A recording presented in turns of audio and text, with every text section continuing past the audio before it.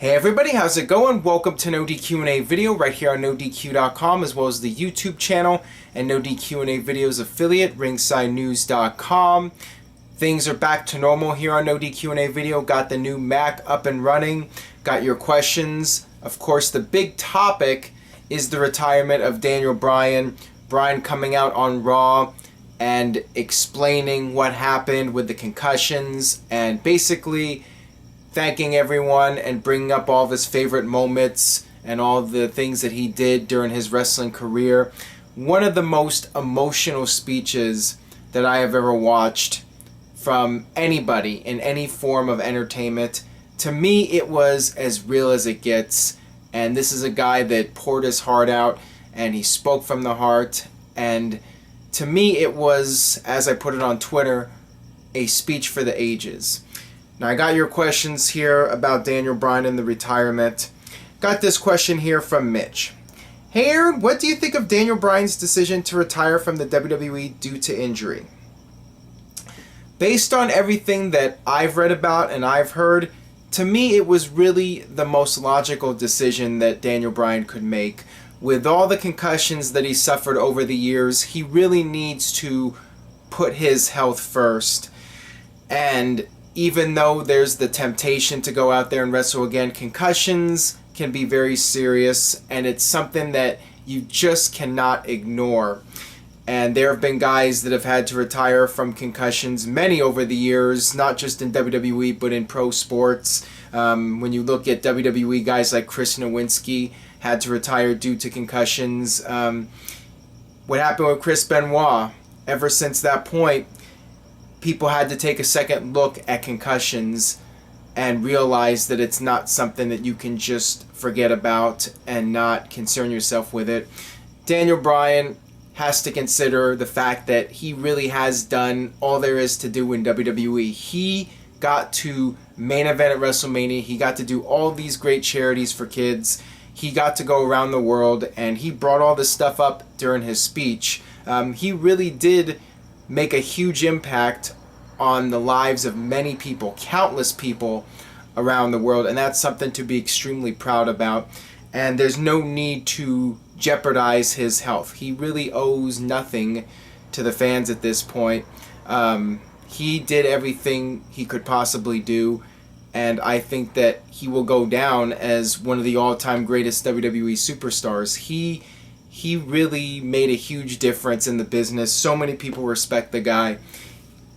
He influenced a lot of people, and he broke a lot of barriers. Because of him, guys like Sami Zayn, guys like AJ Styles are getting high-profile positions in WWE.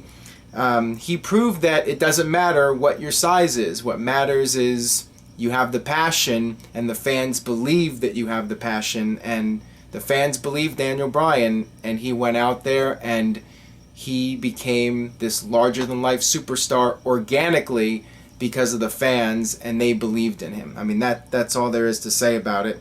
So I respect his decision. It was the right decision, and he has nothing to be ashamed about when it comes to his career accomplishments. I mean, he accomplished more in a short period of time than most people could accomplish in their entire lives. So thank you, Daniel Bryan, for everything you did. Definitely one of the most emotional nights in wrestling history. Maybe the most emotional. I mean, it's right up there with Ric Flair returning to Nitro and Edge's retirement. I mean, Daniel Bryan did such a tremendous job out there, and it was just, you really felt the emotion. I mean, it was incredible. And I got this question here from Gary O'Sullivan. Hey Aaron, are you surprised about Daniel Bryan announcing his retirement when there was so many rumors he was cleared to wrestle? No, I was not surprised, and I brought this up in previous videos. If WWE felt it was safe to bring him back, they would bring him back. They are not going to keep him off television for political reasons, and I thought that that was a fairly ridiculous conspiracy theory, people saying that Bryan was purposely being kept off television so Roman Reigns' push would not be jeopardized. To me, that was not the case at all. WWE is all about safety at this point, and they really do not want another Chris Benoit incident. I mean, ever since the whole thing with Benoit went down, people are looking more closely at concussions and the long-term effects. And you know, WWE as an organization realizes that there's only so much money to be made, and at some point you have to say enough is enough, and we cannot jeopardize the well-being of one of our performers to make a few more bucks. So if Daniel Bryan was healthy, they would have brought him back. I mean, to me, the fact that he wasn't coming back after the Royal Rumble, that was a sign. And, you know, Bryan apparently went in for tests about a week and a half ago and got some bad news. And like I said earlier, at the end of the day, he needs to take his health into consideration, and that should be his priority, is his health and his personal well-being. So I wasn't surprised at all about the retirement. I was hoping it wouldn't come down to that, but the fact that he was gone for 10 months, I mean, that's a very long period of time for a concussion. And, you know, there was a lot of concern, and they did not want to bring him back and risk something happening to him. And I totally understand that. And I got this question here from Mr. DCD. What's up, Aaron? With Daniel Bryan officially retiring, do you see him getting the Edge treatment into the Hall of Fame for WrestleMania 32? Please answer in video.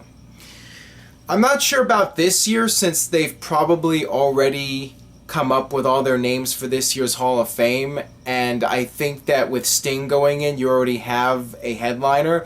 I think definitely next year, though, 2017, I could see Daniel Bryan being the headliner to go into the WWE Hall of Fame. I definitely think that that will happen soon, now that he's officially retired. And no question, you know, I'm sure people ask, is he worthy of the Hall of Fame? And I would say 100% absolutely.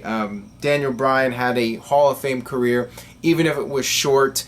Like I said earlier, in that short period, he made such a huge impact on the wrestling industry, and did so much to entertain the fans and won the fans over and earned the respect of not just the fans but his peers as well.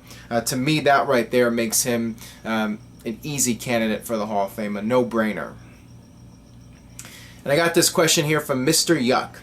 Do you see Daniel Bryan in a non-wrestling role on TV or at the Performance Center, etc.? Please answer in video.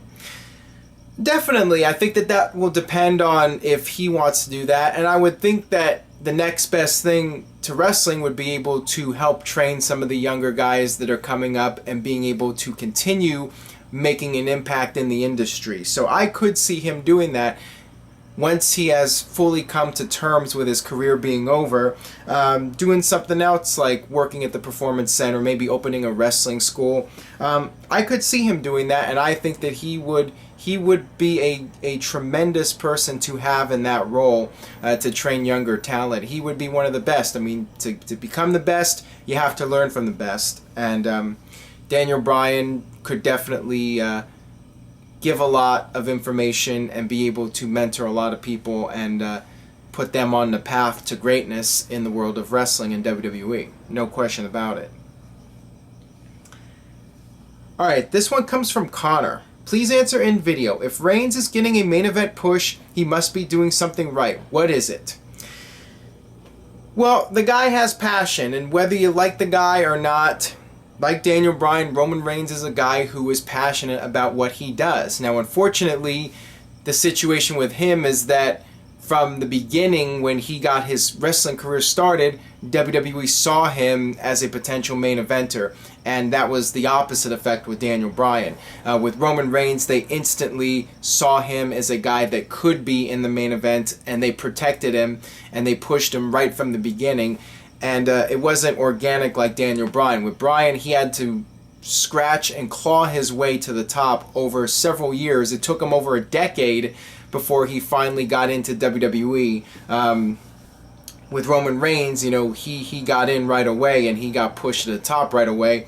And some fans resent that Roman Reigns got that spot handpicked to be a top guy, but Roman Reigns has earned his spot, and you know, some people out there might not want to admit that, but Roman Reigns goes out there and he gives it his all every night, and Hopefully one day he'll earn the respect of the fans, but I do understand why some people boo him.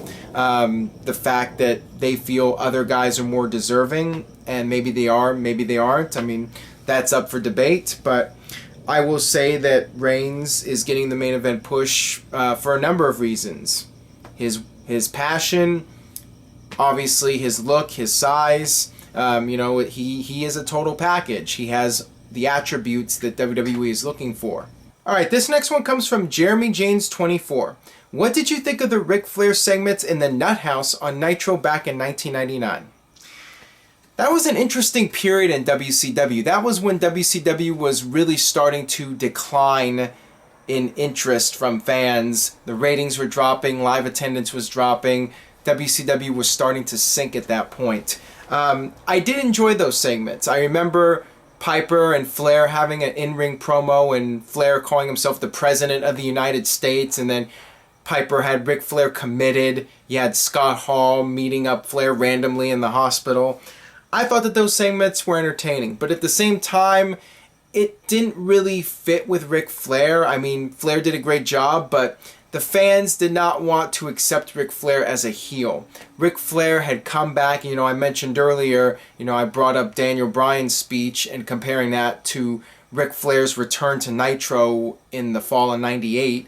And the fans from that point in September '98, they were solidly behind Ric Flair. People did not want to boo the guy. He was seen as an all-time legend. The fans, like Daniel Bryan, they were fully behind Ric Flair. And Ric Flair won control of WCW, and then they did this heel turn, which did not work at all. The fans did not want to boo Ric Flair. So, I have mixed feelings about those segments. I feel while they were entertaining, they were not best for business, and it was not good for WCW to portray Ric Flair as this crazy old nut, even though he did a great job with it. Alright, this one comes from Justin Hurst. Longtime viewer, first time asker. If you had to choose any wrestler from the indies and bring them to WWE, who would you pick? I think I would go with the Young Bucks or Adam Cole. From what I've seen from Adam Cole, I'm impressed with him, and I think that he would do well in WWE. And the Young Bucks, I've been high on those guys for a long time, going way back to 2006. I remember seeing them in Lancaster, California at this little rinky-dink indie show with maybe 50 people. And I thought that they had potential back then. I instantly compared them with the Hardy Boys. And, I thought that these guys were talented. And then later on they would end up in TNA, and then they would work PWG and eventually get into New Japan Pro Wrestling. The Young Bucks, I definitely feel would do well in WWE. I mean, they've really done well for themselves on the indies. So I'd go with the Young Bucks. All right, this one comes from Jake. Why don't WWE referees demand that instant replay be instated so that they can prevent screw finishes from happening? Because WWE logic, that's why. I mean, the long-standing rule was that there was no instant replay in the WWE. This goes back to the 1980s, but there have been times over the years when that rule would be broken, and the referee would see the Titantron and reverse his decision, and sometimes the authority would come out and reverse the referee's decision. I mean, we've seen the rule broken several times, and that's just something you have to accept in the world of wrestling, that logic really only goes so far. So, yeah, you would think that logically the referees would want to see an instant replay, but sometimes they do, sometimes they don't. I mean, it's just whatever fits the WWE storyline, what they're trying to accomplish with their storytelling. Alright, this one comes from Daza. What do you think of the WWE poll asking the fans what superstar they would most likely want to return, with Goldberg leading? To me, that's an interesting poll result. I was not expecting Goldberg to win that. But at the same time, Goldberg has moved numbers. Even with being out of the spotlight for so long, Goldberg's DVD sold really well, and fans still talk about him to this day. And when Ryback comes out, people still chant Goldberg at Ryback. Goldberg, I get the two confused for obvious reasons.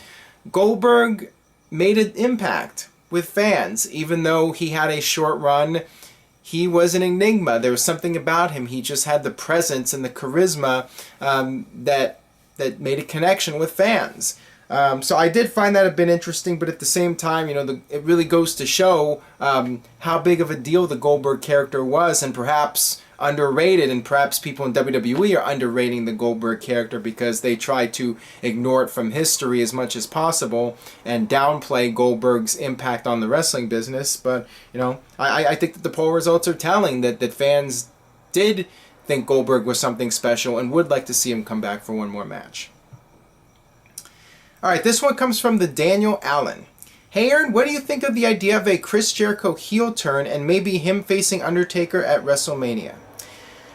I think that a Chris Jericho heel turn against Undertaker, I'm not so sure I'm crazy about that idea, because I think that Chris Jericho, I hate to say it, doesn't really have the credibility to go against Undertaker at this point. I really hate to say that, but I feel like Chris Jericho is best off working with guys like AJ Styles and some of the up-and-comers. I don't know, it feels like a mismatch at this point, Chris Jericho and The Undertaker. I think that somebody else would be better suited for that position against Undertaker. Somebody like a Kevin Owens, another up-and-coming star. I just feel like it's not the best choice for Undertaker. Better choice than Braun Strowman, but still there are other people that I would go with. But if WWE's really desperate, that is an option, and maybe Jericho could make it work. But, I think the other problem too is he's gone back and forth so many times in recent years. Just Jericho being a heel at this point, I'm not sure if that would work or not. I mean, maybe he could make it work, but I really don't know. I'm definitely doubtful about it. Alright, so that'll wrap it up for this edition of NoDQ&A video. I apologize if I'm a little more somber than usual, but with the whole Daniel Bryan situation, it's been a very emotional day.